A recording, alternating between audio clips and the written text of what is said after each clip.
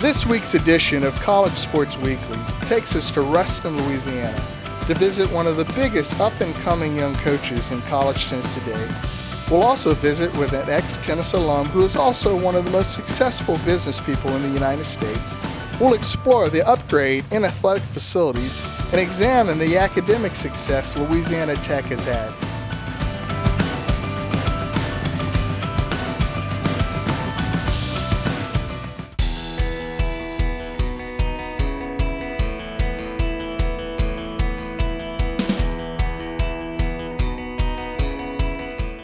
Chad Camper is a native of Ohio, but has adjusted extremely well to life in Louisiana and has quickly elevated Louisiana Tech's tennis program to new heights. So Chad, how does a guy from Lima, Ohio end up in Ruston, Louisiana? You know, I started coaching at the age of 30 and told my wife, tennis is a vehicle. It takes you places that you don't really know where you're going, but you're usually happy when you get there. And I was coaching 3.5 years at Wright State University in Dayton, Ohio, and got the opportunity to be the head coach here at Louisiana Tech and had to take it. Came here and the women really bought into the program right away and the vision I had for the program, and I've had a lot of success, sometimes a little too fast, but a lot more ups and downs. I'm really grateful. What's been your biggest surprise so far getting here? Probably just the beautiful weather. I mean, it's just rarely cold here, and just being able to play outside in January and February. I'm from Ohio, it's much colder, and but also the people are just so nice. Everyone's willing to help, trying to help, and helping you organize. And also, I've played college tennis for 4 years, and the amount of people at our matches, Tony, we're getting 60, 70 people, and just friends of the women on the team, people that love tennis around the area. So first home match, I didn't know what to expect, and we got 60, 70 people. I was impressed. Good. Be ready, Haley. Be ready. One motivational tactic that Coach Camper has used is creating an atmosphere where his players enjoy their time together and have fun. I love it. If I could have the opportunity to make a decision again, I would choose the Tech again. So I really like the coach, girls here, and we are really close as a team, almost like as sisters. They just have an amazing amount of energy and dedication, not just to the program, but to each other. And I really feed off that. I think sometimes players feel that coach is always into it 100% every single day. And even days when, we've had a tough week, or I've had a tough week, to come out there and they're energetic, ready to go, it motivates me. How would you describe Coach Camper as a coach? I would say he's a great coach. He knows what he's talking about. He knows about tactics, and I like the way he coaches, because all my coaches that I've had before, I've never had that pressure put on, and that's how I play better. I know other people play different if there's someone there pushing them, but as I said, I'm really independent, and I know that I need to do stuff on my own. So I think that he's a really good coach. He cares about us, and he just wants us to be better. A coach got here, and he was like, all right, we got to change some things. So he just wanted me to come to the net and work the point to come to the net. And that's what I started doing. And first match that he saw us playing, it was nothing like that. In the second match, it was right on the next day after he talked to me. And that day, I already started coming more to the net. I already started to change that. And swinging volleys and volleys nowadays are way more familiar to me. When you get in here, you've got a lot of hurdles. What Yeah. What are some of the first things that you did to get the program going? Well, the first day of practice, you're always really nervous seeing the players play, and for them to believe in me as a coach, and I let them know I don't have all the answers, and letting them know I don't have all the answers, but we're working together, and I made mistakes and we moved on, and they made mistakes and we moved on. And I think one of the best things for the program was we actually lost our first match, and we learned so much from it. In my first season, we lost the first match, and then we won 11 straight matches. And I think the women really came in, buying into the program, teaching them a better doubles. And I think one thing I pride myself in is I coach my players to win more than one way. I think so much, and you know this, so much of junior tennis is I'll play my game, you play your game, let's see who wins. And college tennis is adjustments, making changes. So now this is my third season here at Louisiana Tech, and I'm really proud that a lot of the women that have been here with me the whole time can win more than one way, which I think makes us very dangerous. Chad is extremely excited about his current team after their showing earlier this month in the Southern Regional at Auburn, Alabama. So you mentioned earlier that you've learned a lot through your college experience. What will we take away the most? I think, as we said before, like, this is the best time of our lives, and I learned how to be on a team, which was something new. Something I really learned was time managing. Managing time between school and practice and workouts and traveling, which is, I guess, one of the keys for college tennis or any college sport. You really gotta manage your time. I wasn't used to all this college, living by myself, laundry, like I had no idea how to do laundry. But now I'm more mature. I mean, I know how to manage my time, and I've learned so much. Like, I see tennis differently, you know? For student athletes that are watching this show, really in any sport, what's your sell as to why you should come and be a member of Louisiana Tech Athletics? That we are so close to each other, that we are really like a family, you know? For example, we go to support our volleyball team or soccer team, they come for our match, and all the university is really nice, people are really nice, and I think that's really important. Sometimes it's not about a place where you are, but it's about the people.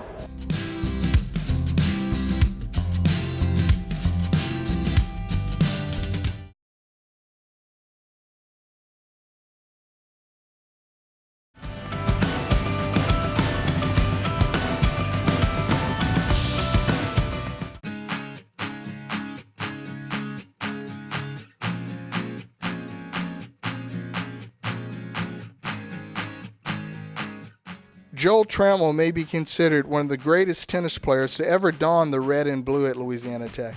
So Joel, what kind of memories do you have being back on campus here at Louisiana Tech after all these years? Yeah, I mean, it does bring back a lot of memories driving around, seeing the names on the building, many of whom I have met along the way. My dad worked in that building right there, Bogart Hall, which was the engineering building for many years, so I had an office there for many years, and so it's home. You know, I sat in the football stands every Saturday. There was a home game for many years, and you know, could walk home from here, and my dad was a professor here, and so it really does have the sense of home. You know, certainly there was no tennis academy or group of kids. You know, from when I was growing up, there was, you know, we always had to go to Monroe or Shreveport to find a tournament or play against people. And so, you know, I never really trained for tennis. Basketball was really my love, and if I had grown up to be 6'4" with the ability to jump, I'd have probably tried to play college basketball, but that wasn't my skill set. I realized in high school, and therefore I, you know, played tennis.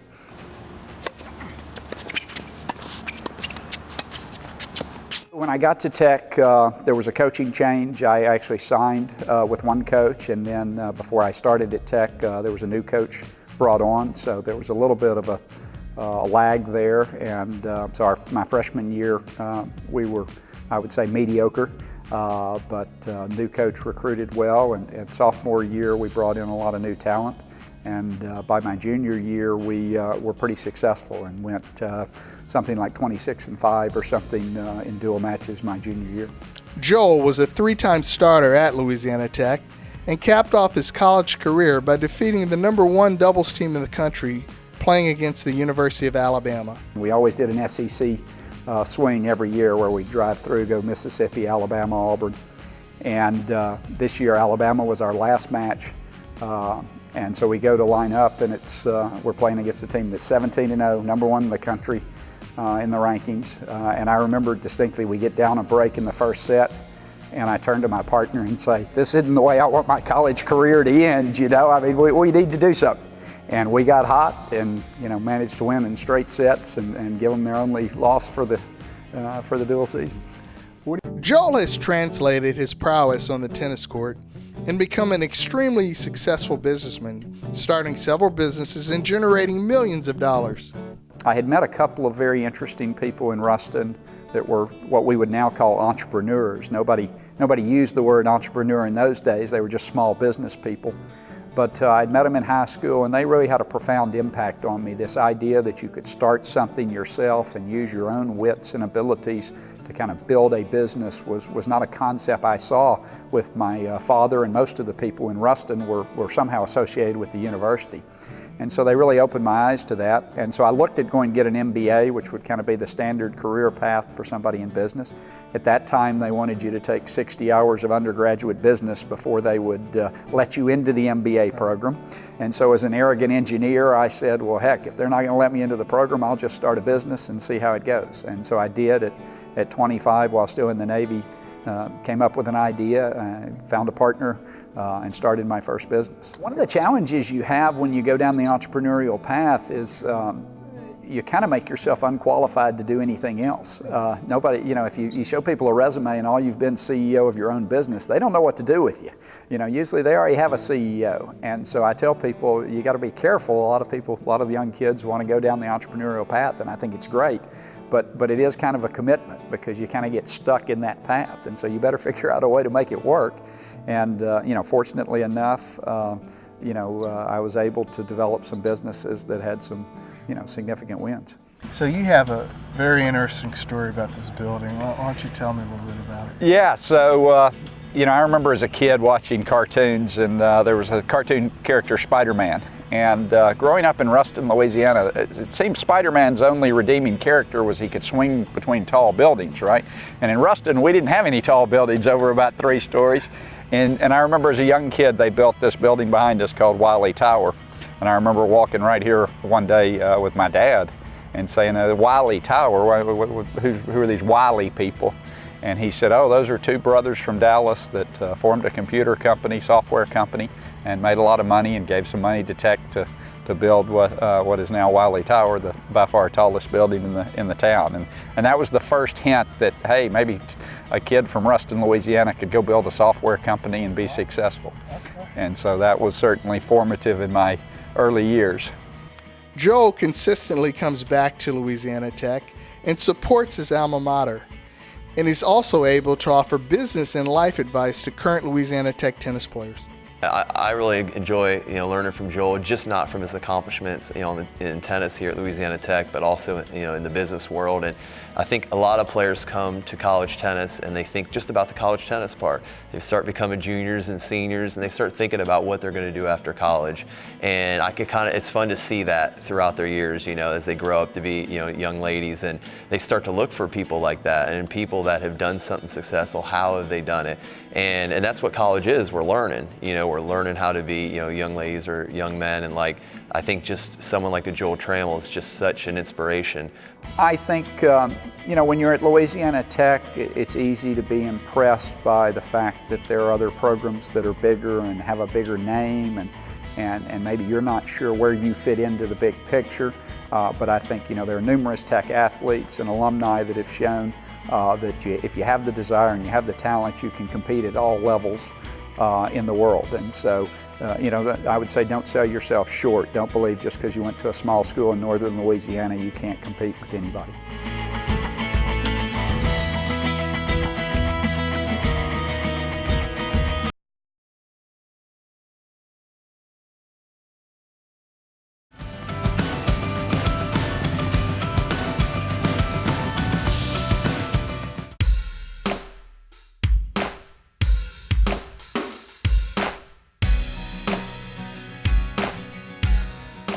Louisiana Tech Athletics has had a long list of great athletes who have come through the athletic program, including such names as Terry Bradshaw, Carl Malone, Kim Mulkey, and P.J. Brown.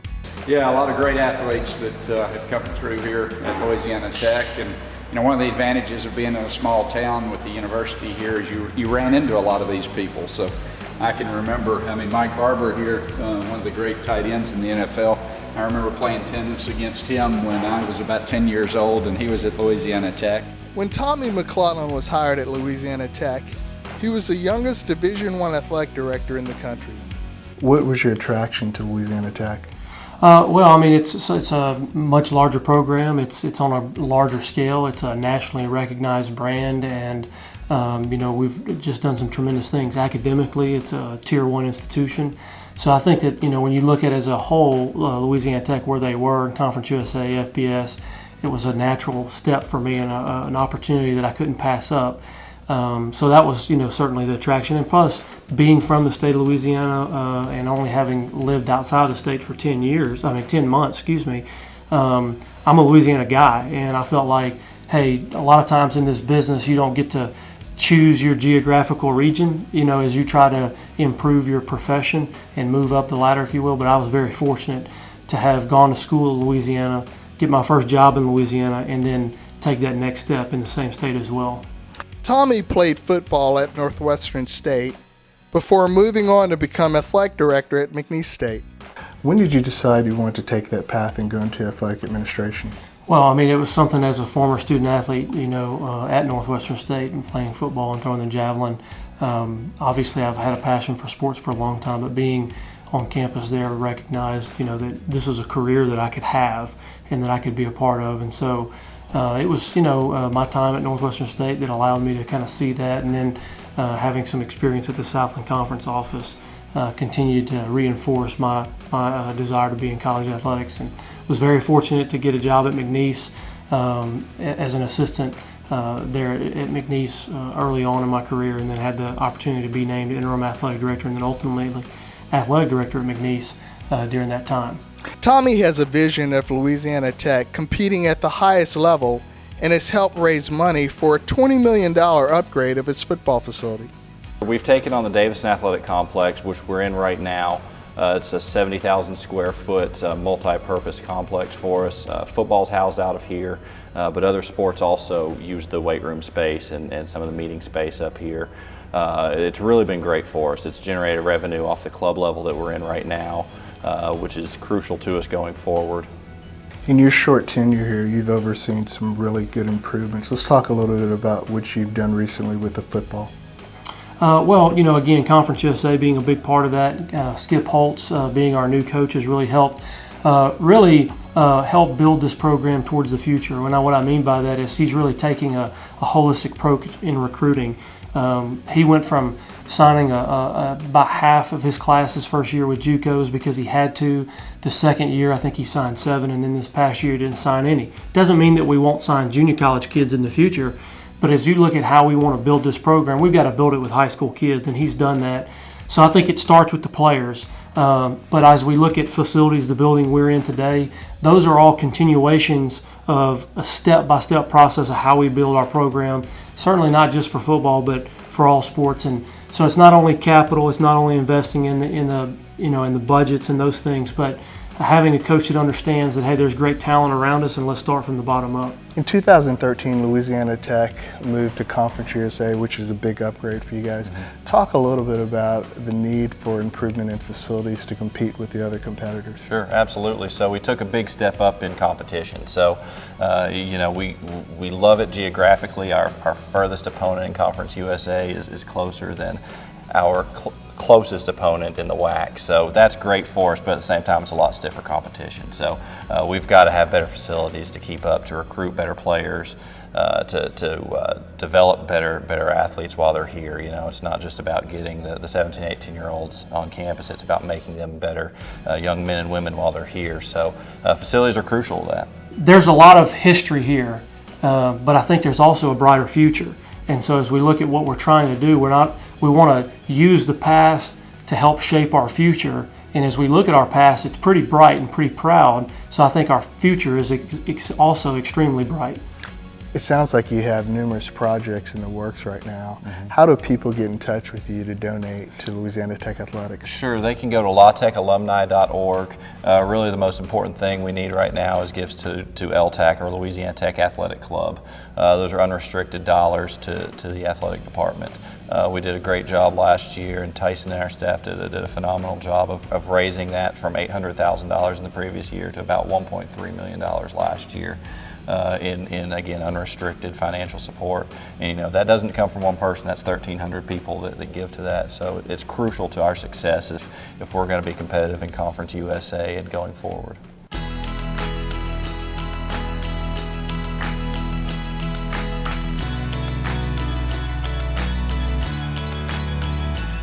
According to U.S. News and World Report 2016 Best Colleges, Louisiana Tech has maintained a Tier 1 status among national universities.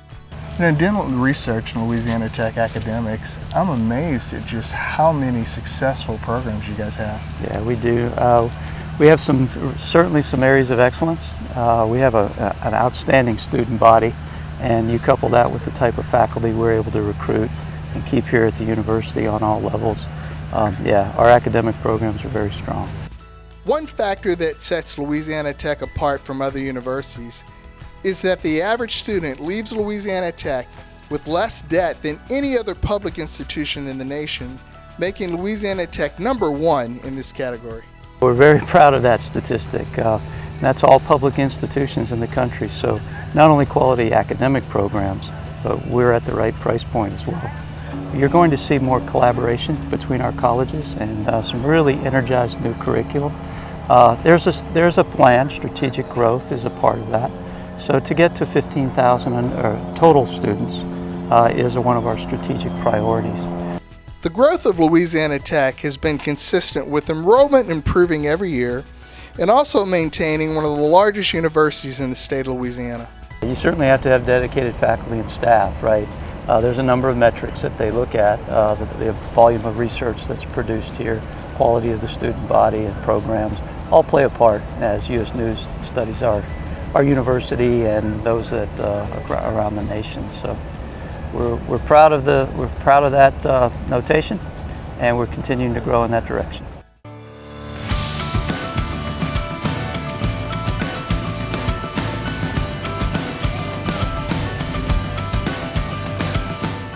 Through its determination, dedication, and vision, Louisiana Tech continues to prove that it is an up-and-coming university with a very bright future.